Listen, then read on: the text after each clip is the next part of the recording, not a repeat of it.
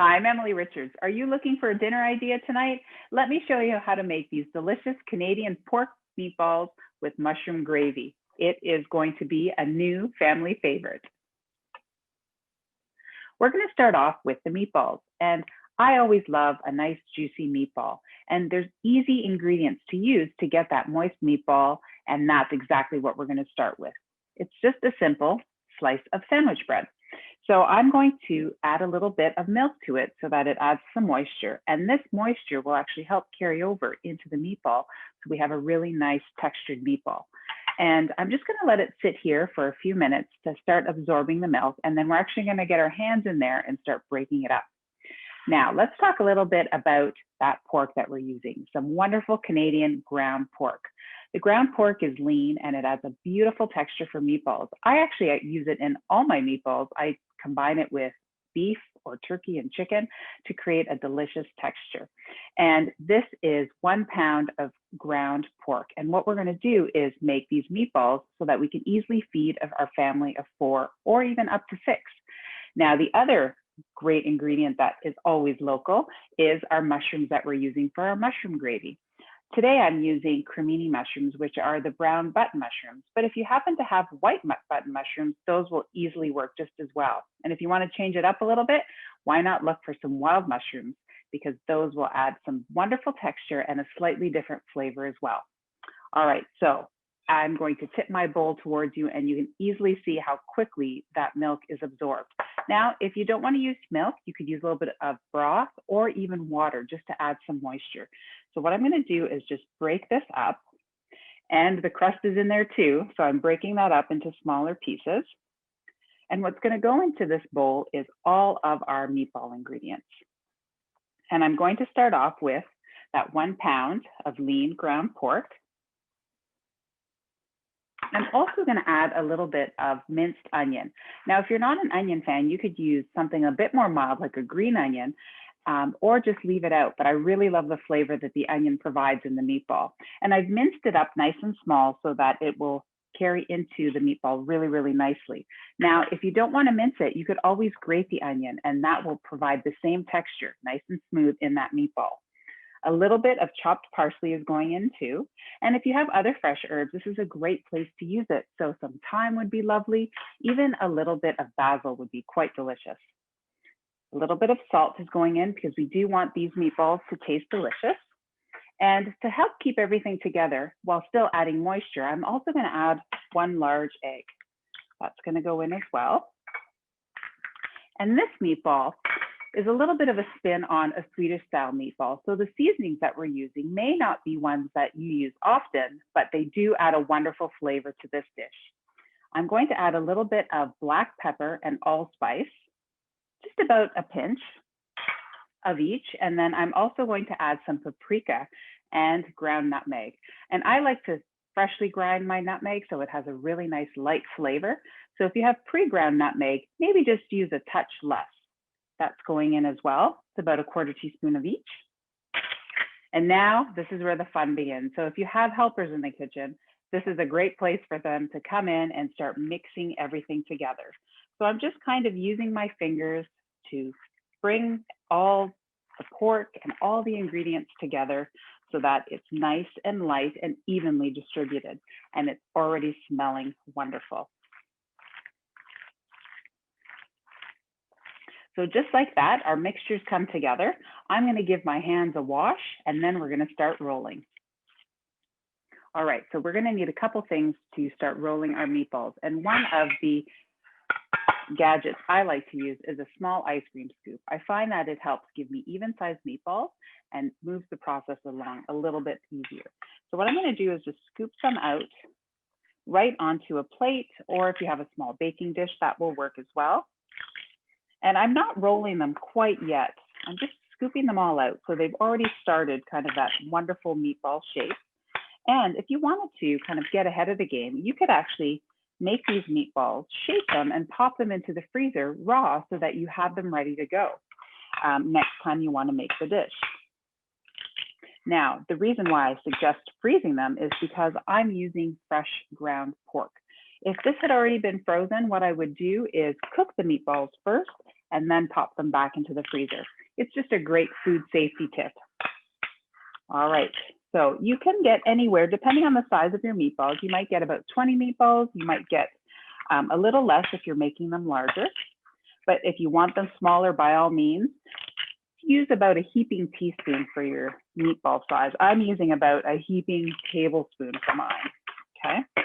So as it comes together, the pork has absorbed all the flavor that we've put into the mixture, as well as had some time to absorb that bread mixture as well, okay? So I'm gonna set that aside, and I'm just gonna give the meatballs just a light roll because these are nice and tender, so I want them just to have that nice little meatball shape. So just a nice gentle roll like that.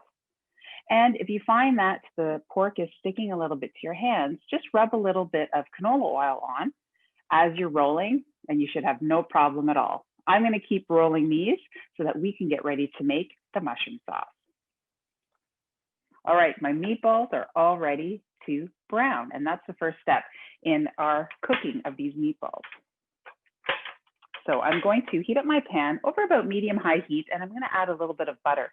I love using the butter in this recipe because it adds a bit of creaminess to our gravy, as well as adds a little bit of flavor to the meatballs as well, okay? So I'm going to let that melt. And we want to brown just the outside of the pork first so that it kind of sets our meatballs. So these won't be the perfect round meatballs that you might be expecting because they are going to hit in the pan, and we'll have to turn them a bit to get all the sides nicely golden brown. And that will help build the flavor of our mushroom gravy.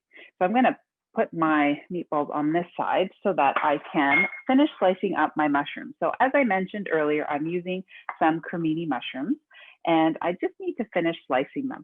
And when you bring your mushrooms home, it's always a good idea to give them a little bit of a wipe down with a damp, I'm just using a damp paper towel, and make sure that you get any of that residual dirt off the mushroom, just like that. And if you want, you could always just give them a quick wash in some water and then pat them dry before you use them.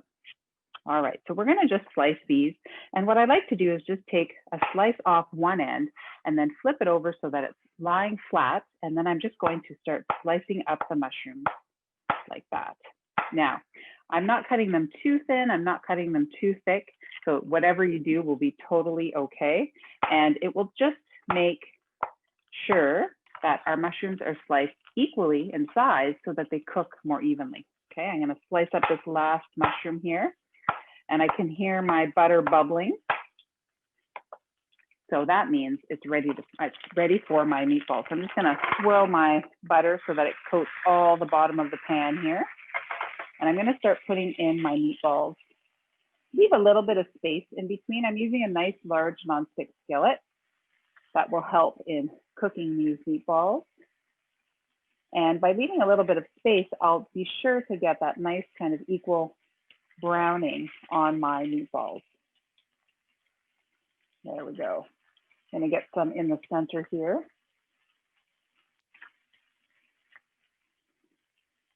And then what I'm going to do is just give my hands a wash again and then grab another plate because we're going to be transferring these meatballs out of the skillet so that we can cook our mushroom gravy in it as well. All right, I grabbed a clean plate. I have my tongs here ready to turn those meatballs. So what you want to do is make sure that before you start turning it, that the outside edges are starting to turn white. And then as you turn it, you'll see that the bottom side is nice and golden brown. So I'll give my pan a little tilt here so that you can see the edges around those meatballs are perfect and ready to turn. So what we want to do is basically we're caramelizing and building those flavors, getting that nice golden brown color on all of our meatballs. And that really will give us a beautiful flavor for these pork meatballs. So I'm going to turn these all. And it doesn't really take that much time to get that golden brown color. And the butter certainly does help.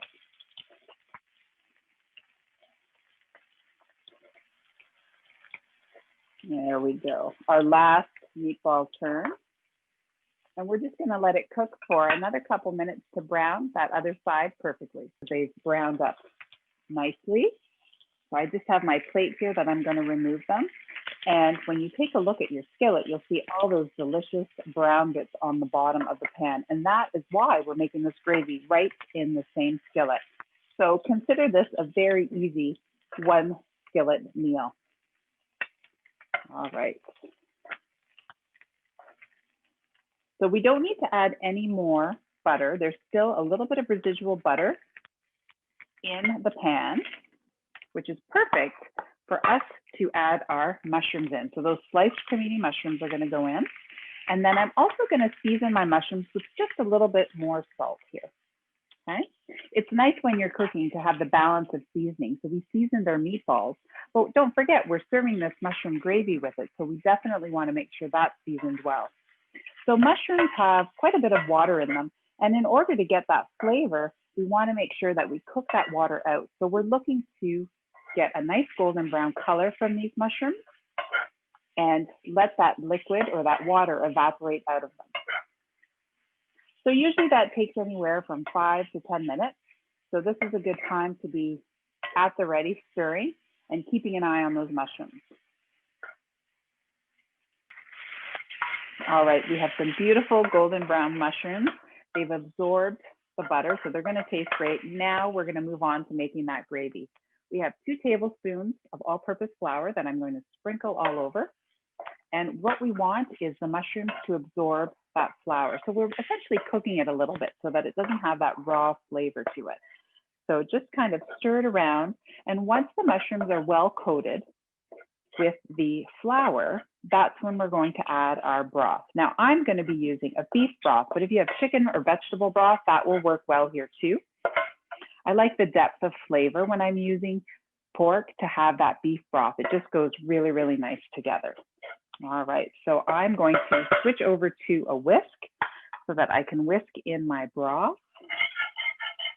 There we go. And because we cooked that flour a little bit, we should have no lumps in our mushroom gravy. But that's okay if we do, because that just means that it's a homemade gravy. Now, one ingredient that you might not have on hand that I like to add is 2 tablespoons of dry sherry. You could also use dry white wine. And if you don't have either, not to worry, you don't have to add it. You could add just a couple extra tablespoons of beef broth. I just love the flavor that dry sherry adds to a gravy. And when you smell it, it makes you feel like it's a gourmet meal. So we want to just bring this to the boil, and it should happen fairly quickly because we were using fairly high heat. And it has a deep dark color because of those cremini mushrooms as well as the beef broth. I'm going to switch back to my spatula here. And we just want to cook it for about 2 minutes so that it starts to thicken, because we are going to add those pork meatballs right back in because they're not finished cooking yet. And we want to make sure that they're cooked all the way through. So I'm going to slide my meatballs back in, and there may be some accumulated juice. We definitely want to get that into our skillet as well. And we just want to let this simmer for a few minutes so that our meatballs absorb the flavor of that delicious gravy and finish cooking. Our meatballs are almost done. They smell wonderful. The gravy is thickening up as the meatballs are simmering away. So how are we going to know these pork meatballs are done? Well, they're going to have no hint of pink inside at all, but get your trusty meat thermometer out and give them a test. So one of the reasons why we wanted them all the same size is so that they cook at the same time. But if you're unsure, you can always just test a few meatballs. So when I go in, I want to make sure that I'm in the center of the meatball as opposed to going all the way through, because I'm going to hit my pan and I definitely don't want that. So just kind of go for the center. And what we're looking for is 165. And then we will know that our meatballs are done. So I'm going around and checking, and this one just popped up to 170. So I know I'm okay. I'm going to test this one too. 167, that means that these meatballs are ready to enjoy. So I'm going to turn off my heat. I'm going to give them one last stir so that they get coated with that lovely mushroom gravy. And if you happen to have a little extra parsley, you can chop it up. Look at how gorgeous they are. Nice and golden brown, that deep, dark mushroom gravy. Chop a little bit of extra parsley and give it a little sprinkle so that you can bring it to the table and enjoy with your favorite side dish, whether it's a vegetable or a grain. It will be absolutely delicious, and everyone is going to love this.